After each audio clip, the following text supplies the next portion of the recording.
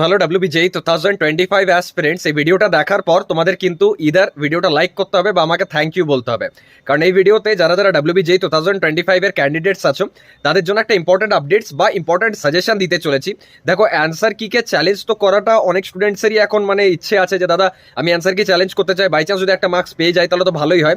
তো আমি স্টুডেন্টসদের একটাই ব্যাপার এখানে বলতে চাই যে দেখো, ইন্ডিভিজুয়াল কোশ্চেনের জন্য 500 টাকা লাগবে, যেটা অনেক স্টুডেন্টসই বলে যে দাদা আমি অ্যাফোর্ড করতে চাই না বা দাদা অ্যাফোর্ড করতে পারবো না।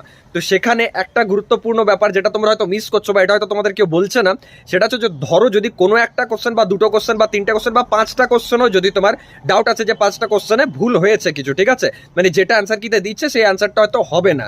তো সেখানে আমি তোমাদের বলবো যে তোমরা ইউনাইটেডলি একটা কোশ্চেনে যদি 500 টাকা লাগছে, তার 5টা কোশ্চেনে কত 2500 টাকা।